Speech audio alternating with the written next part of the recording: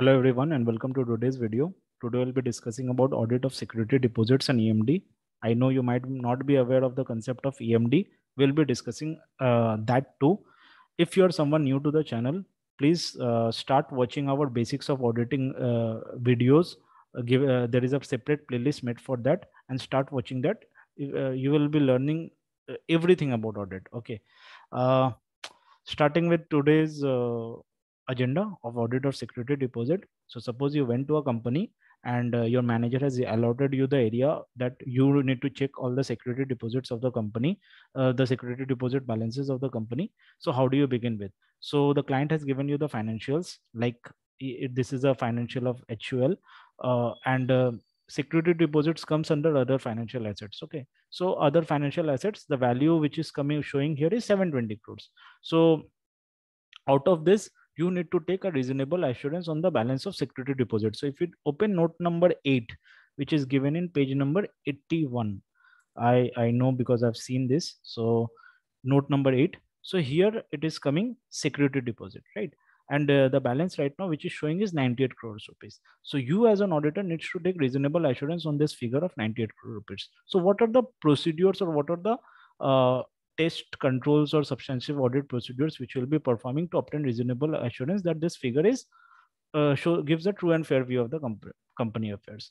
So first thing what we will do, these financials have been prepared from the books of accounts of the company. So first we'll check whether 98 crores is being recorded in the books of accounts of the company or not. How do we do that?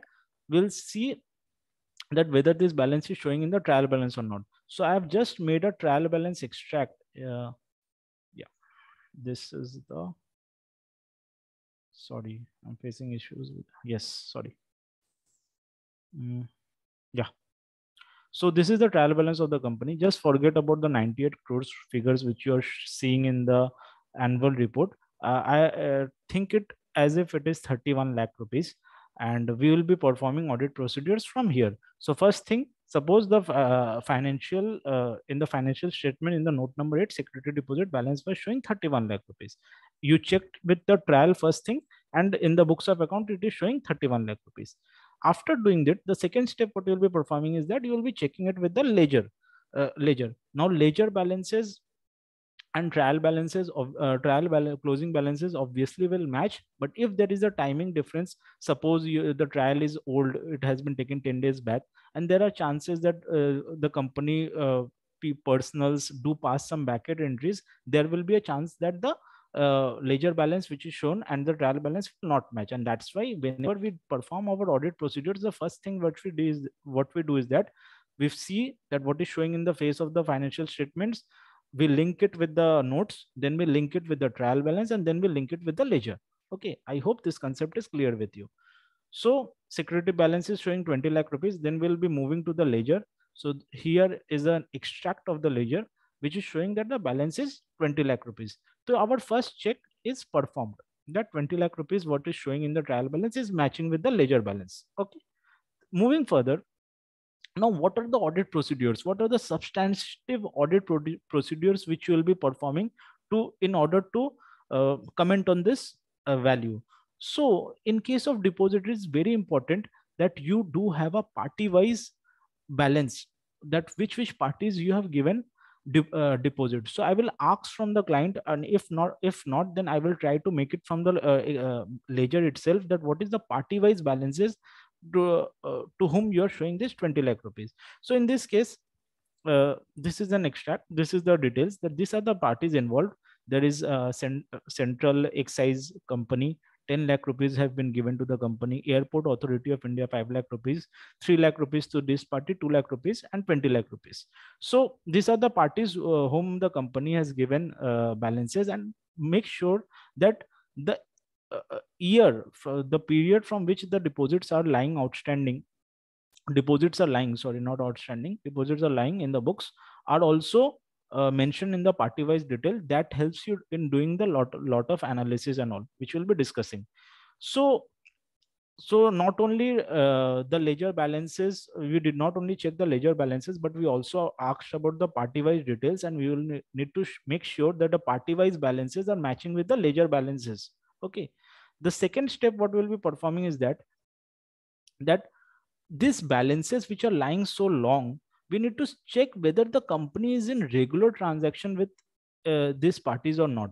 Company is in not regular, but companies in, is it in transaction with these parties or not? Okay, most people, what they do, how do they check security deposit? They will just ask about the party wise details, and they will take the deposit slips and keep it in the file, and the deposit checking is done. But this is not where the work stops.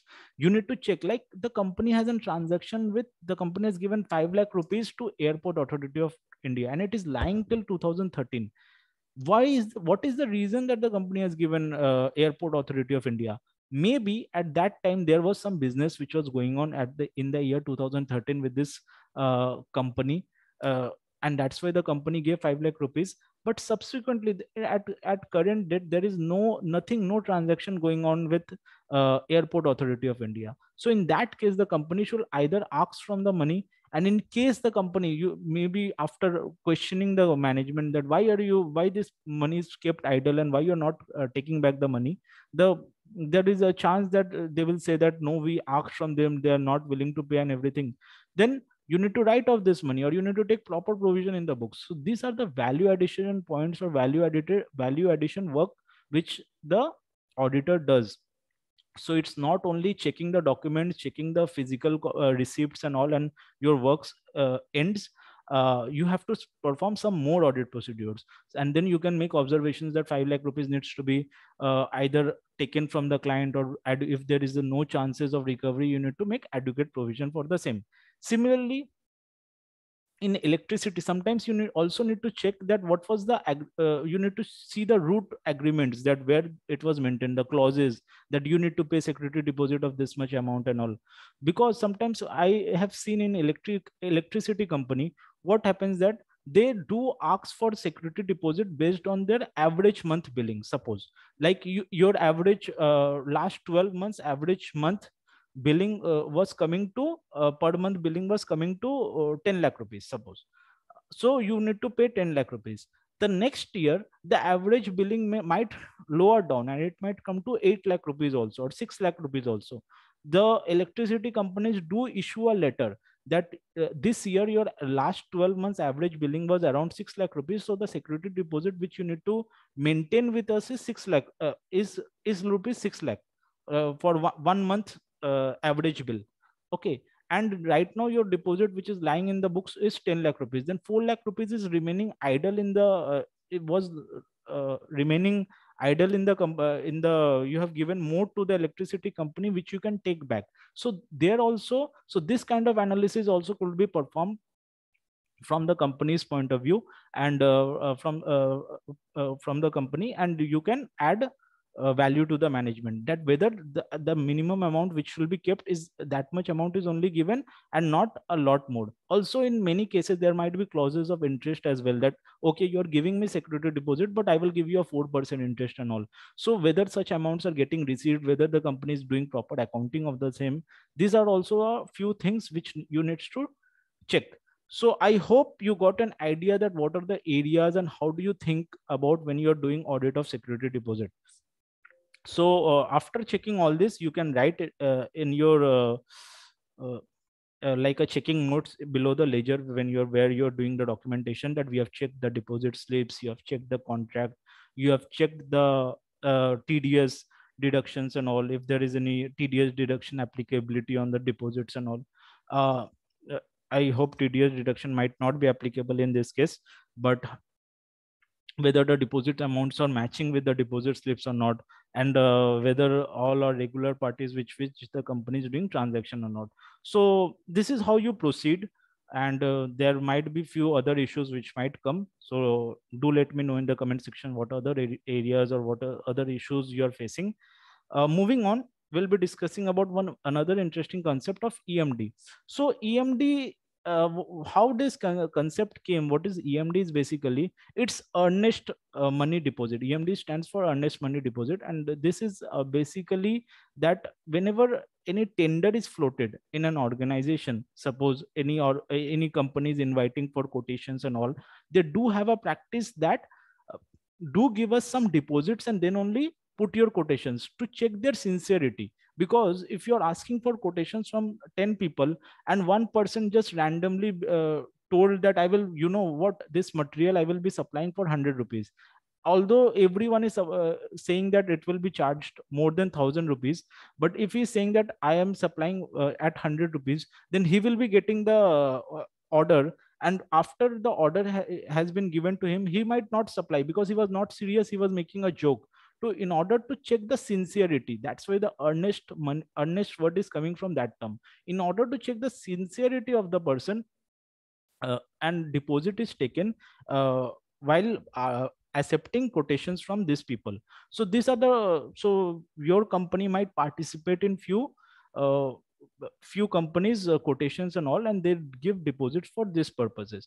So as an auditor, you need to check these balances as well. So same thing, so this is the ledger. So again, this is the ledger. Acha, and one more thing what happens here is that after the deposits, after you are awarded the contract, generally what does the company do is that they shift the earning money deposit balance to security deposit balance. For example, a company has issued a quotation that provide us your quotation for this contract and asks for a 20,000 rupees EMD. Now the contract has been awarded to the company for which you are doing the audit. What they will say is that, and then when the contract is awarded, then you have to pay a security deposit of rupees 1 lakh, because in order to again check the sincerity, and if there is any losses or if their product has any bad quality, then they can deduct from that amount. So what the company will do, the company which is taking the EMD, they will do is what, they will shift the EMD balance to security deposit, and the company has to pay more 80,000 rupees. So this happens. And so as an auditor, what you can check, first you will check whether the ledger balance, like in my case, the trial balance is showing 11 lakh rupees, so 11 lakh rupees, and the ledger balance is matching. Second thing, we'll again ask for the party wise details. Like there are two parties, Bukti Enterprise and Dina Bhai, Jashvardhan Dina Bhai, and this comes to 11 lakh rupees. Now there will be a question which you will ask. See, one balance is lying from 2020 and one balance is very current. So the quotations and all periods are very small, maybe 3 months, maybe 6 months. Why is that balance lying from 2020? Why is that so? Because the either it has been this has been surely been decided that the contract has been given to you or not. In case you have been given the contract, then you should need to shift this balance to security, means this will be not be showing in an as an EMD, it will be showing in the schedule of security deposit. And in case you have not been awarded the contract, then you should recover from the party to whom you have given the this EMD. So these are another value addition things which you as an auditor can do. So I hope you got an idea that what is EMD and how do you check that and what is the thought process. So there should be no, means more than 1 year there should be no chances of EMD lying in the account, or at least more than 2 years there it should not be. You need to understand the business rationale or why this EMD is lying. Either it should be shifted to security deposit or adequate recovery should be made. In case you are not able to do adequate recoveries and all, you need to make provisions or write off the amount as per the case to be case basis. So I hope you got an idea that we do not only check the physical slips and deposit slips and our work is over. These are the kinds of value addition, or these are the kind of thought processes like we as an auditor think and try to validate the figures which are coming in the books of accounts of the company. So this is how. And then again, EMD, you write the checking notes, like you check the tender document, you check the awarding of contract, whether the contract was awarded, and again you check the deposit slips and all. And this is how you took the control of 31 lakh rupees which was showing in the financial statements. Forget that 98 crore rupees which I spoke about, and suppose that there was showing 31 lakh rupees.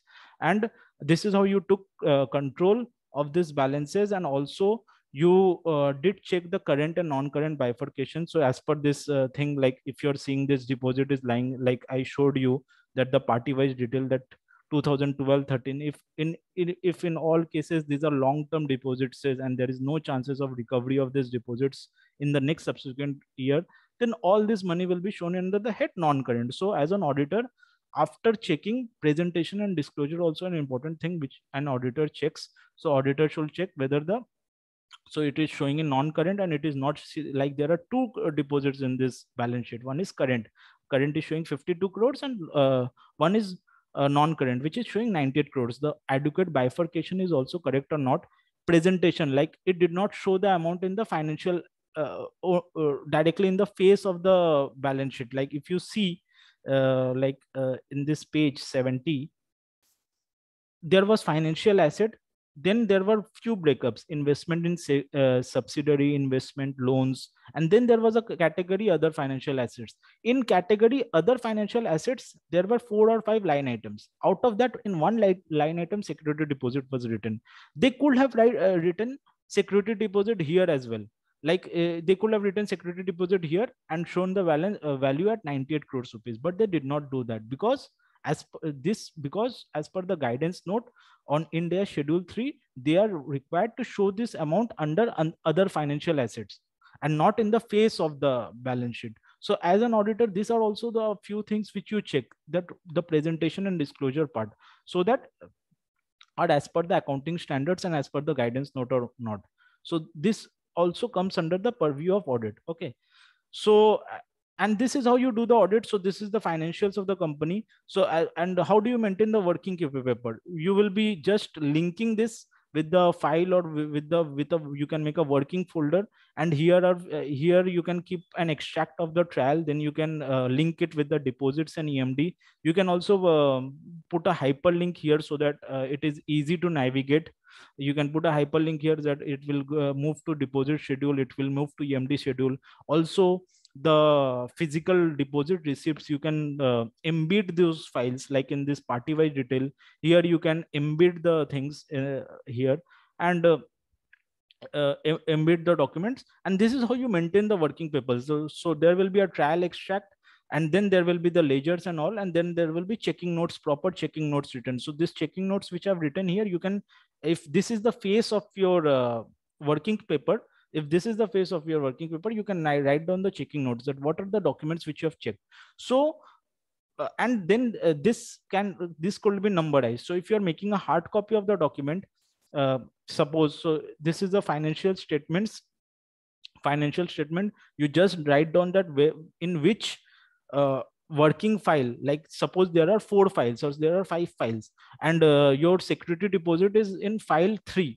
So you can just write other financial statements and bracket, you write 3/4. So the person will refer to third file of the total 4 files, and and when they will refer to fourth file, then there will be an indexation that these are the topic, these are the areas where you documentations which will be getting, working paper documentations which will be getting. And out of that, then again he will see that where is the security deposit, and there will be a trial. At the back there will be ledgers, there will be party wise schedule, there will be security deposits, and everything will be in a sequence manner, and there will be proper checking notes written, so that for your easy access. And this is how you maintain working documents. I hope you enjoyed this video. Do let me know if you have any suggestions for improvement or any other topics which you want to cover me. And till then, thank you so much for watching the video, and we'll meet soon again with a new video. Thank you so much, and please do like, share, subscribe the channel. Thank you.